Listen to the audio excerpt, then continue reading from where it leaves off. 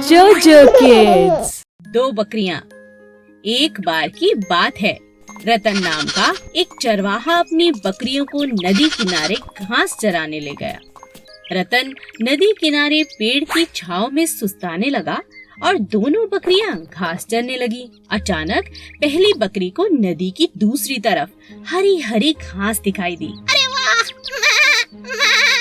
उस पार तो इतनी सुंदर घास, ये तो बहुत स्वादिष्ट होगी। मैं उस पार जाकर इसे खा लेती हूँ। मैं पर कैसे? तभी बकरी की नजर एक पेड़ पर गई जो बहुत लंबा था और किसी कारण से गिर गया था और नदी के उस पार तक जुड़ गया था, जैसे कोई पुल हो। बकरी बहुत खुश हो गई और सोचने लगी कि मैं इस पेड़ के सहारे उस किनारे तक पहुंच सकती हूँ। बकरी पुल पर चढ़ने लगी। तभी उसकी नजर एक और बकरी पर पड़ी जो उसी पेड़ के सहारे उस पार आना चाहती थी। पीछे हट जाओ, पीछे हट जाओ, मुझे नदी पार करनी है। मैं तुम पीछे हटो, तुम पीछे हटो। दूसरी बकरी ने कहा, पहले तो मैं इस पर आई हूँ, पहले मैं पार करूँगी। मैं दोनों बकरियां आपस में झगड़ने लगी। पहली बकरी समझदार थी।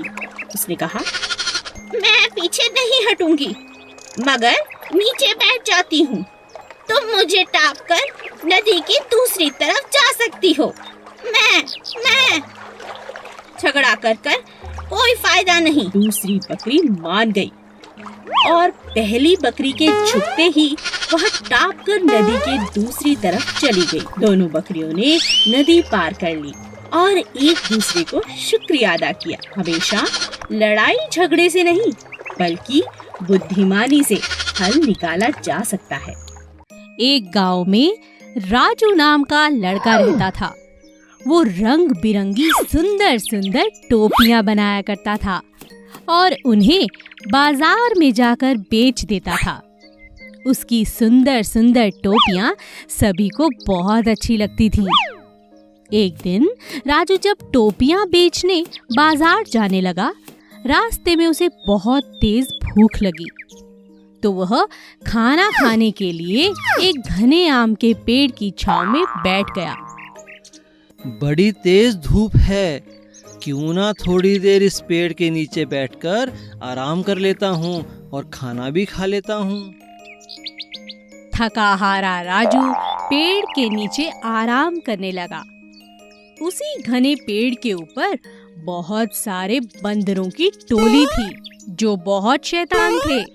जब बंदरों ने देखा राजू टोपी वाले की आंख लग गई है और वह सो गया है, तभी सारे शैतान बंदर पेड़ से नीचे उतरकर टोपियों के साथ खेलने लगे।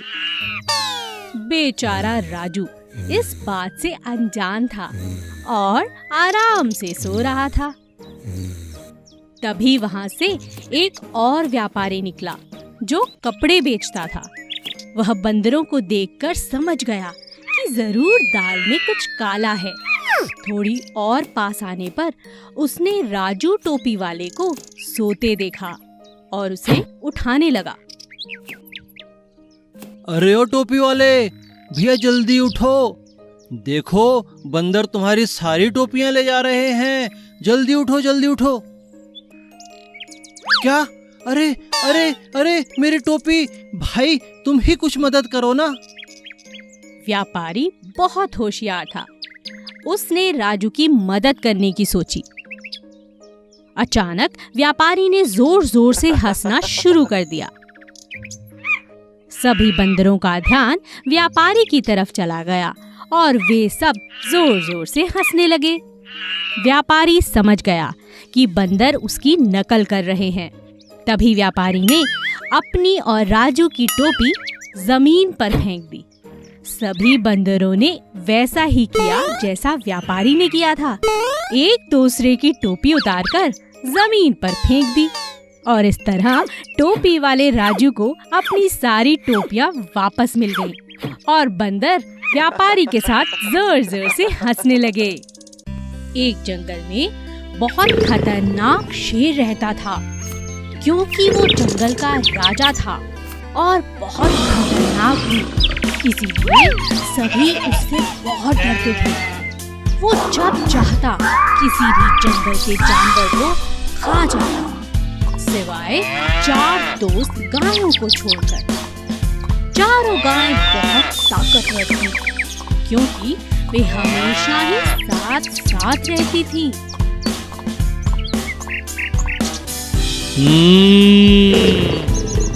कब तक बचेंगी ये मुझसे? एक ना एक दिन तो मैं इन्हें खा ही जाऊंगा। जब तक ये चारों साथ हैं, बस तभी तक सुरक्षित हैं। एक दिन चारों गाय आपस में झगड़ने लगी। पहली बोली, बस अब मैं तुम्हारे साथ नहीं रहना चाहती। दूसरी गाय बोली, तो तुम चली जाओ यहाँ से, मना किसने किया है? तीसरी ने कहा, तुम हमेशा अपने बारे में सोचती हो। तीनों की बातें सुन चौथी गाय को भी गुस्सा आ गया और वह बोली, ठीक है, झगड़ो मत, आज से हम सब अलग अलग रहेंगे।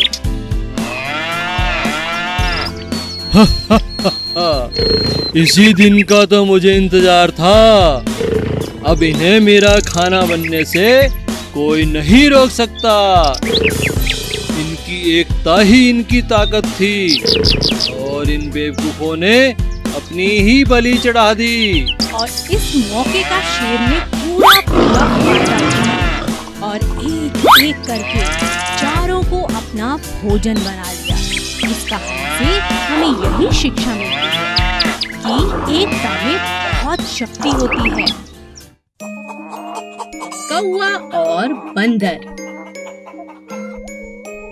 एक बड़े से बरगद के पेड़ के ऊपर कौवे का छोटा सा घोंसला था।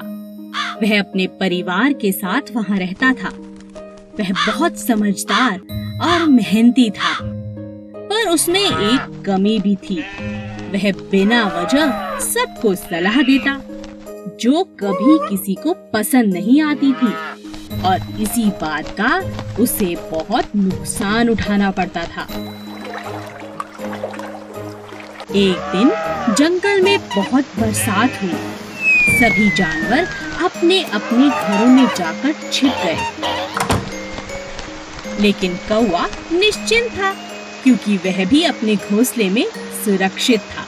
तभी उसने देखा कि एक बंदर भीगता हुआ पेड़ पर चढ़ गया और वह ठंड से बहुत कांप रहा था। अरे भाई बंदर, तुम अपने घर क्यों नहीं चले जाते? यहाँ बारिश में क्यों भीग रहे हो? बंदर ने कांपते हुए कहा, मेरा तो घर यह पेड़ ही है। मैंने तो कभी घर बनाया ही नहीं, ऐसा सोचा ही नहीं। तुम बंदर बहुत मूर्ख होते हो। मैंने तो बरसातों से पहले ही अपना घर बना लिया। देखो मैं कितना सुरक्षित हूँ। मेरा परिवार भी सुरक्षित है। बंदर को बहुत गुस्सा आया और उसने गुस्से में आकर कौवे का घोंसला तोड़ दिया। अब समझे?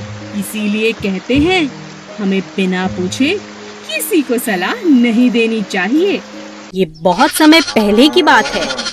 एक जंगल में बहुत सारे जानवर मिलजुल कर खुशी खुशी रहते थे। एक दिन उस जंगल में एक ताकतवर शेर आया।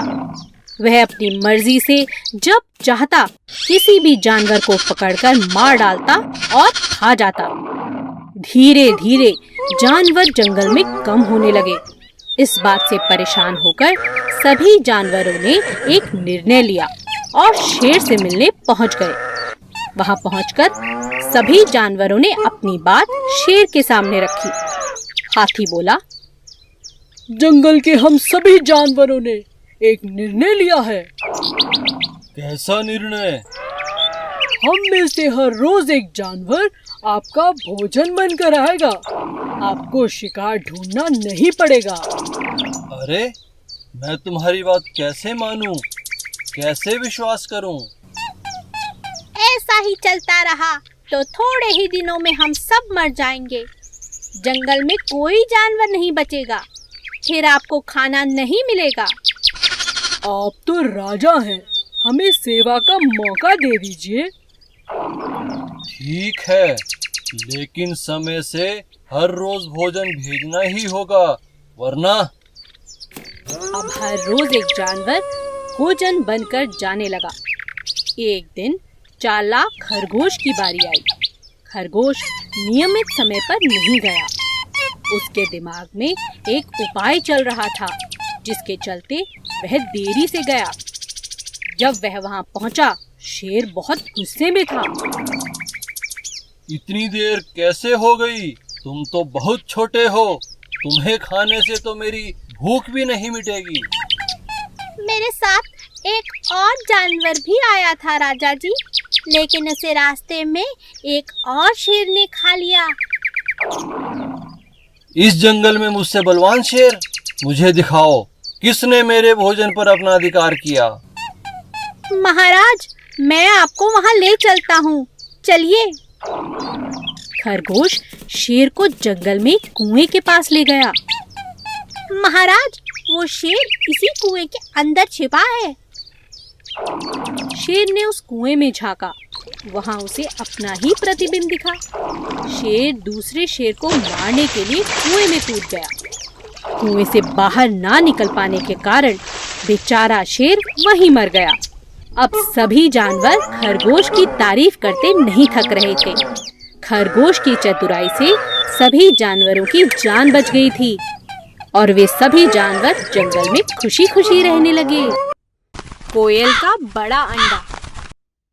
आज वो दिन है, पापा कहलाने का दिन है। मेरे अंडों ने कहा था मुझे कि आज वो दिन है, आज वो दिन है, हाँ हाँ आज वो दिन है। वाओ, आज मैं पापा बनूंगा, मैं पापा बनूंगा। अरे नहीं, अरे नहीं, मैं शिकायत करूंगा, मैं शिकायत करूंगा। दरवाजा खोलिए स्वामी जी, दरवाजा खोलिए स्वामी जी। क्यों वत्स, कैसे आना हुआ? ये मेरे साथ हमेशा होता है स्वामी जी। क्यों, क्या हुआ? धोखा दिया है उसने, धोखा दिया है उसने। मेरा मन बिल्कुल नहीं है अच्छा।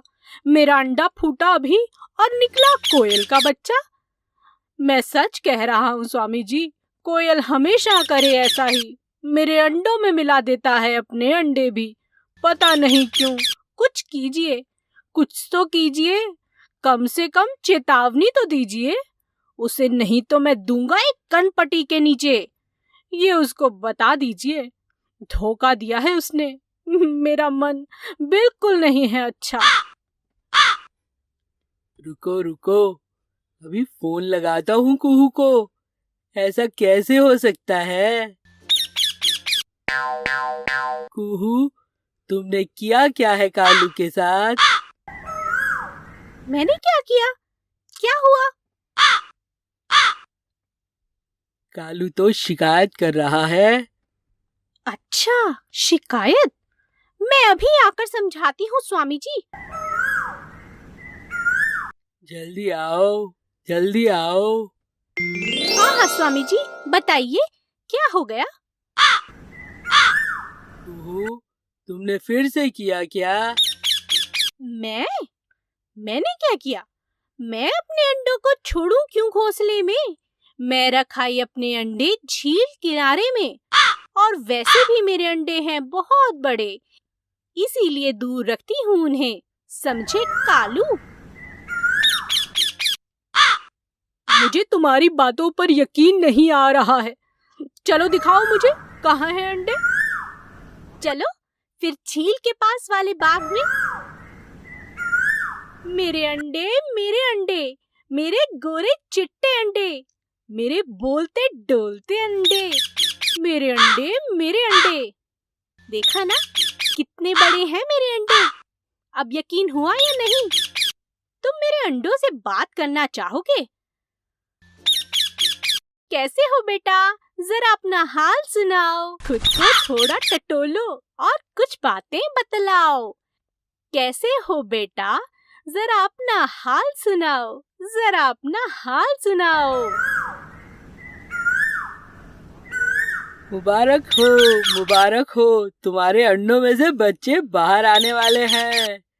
तुम अपने प्यारे बच्चों को जल्दी ही देखने वाले हो। नहीं, चलो यहाँ से, जल्दी चलो सब यहाँ से। नहीं, तुम्हारा बच्चा अभी दुनिया देखेगा। चलो उसे देखें। नहीं, अगर खुद की जान प्यारी है तो चलो, भागो यहाँ से। मैं तुम सबकी भलाई के लिए कह रही हूँ। मर गए, ये तो मगरमच्छ का बच्चा है स्वामी जी। भागो। तुम्हें इस बात की सजा जरूर मिलेगी।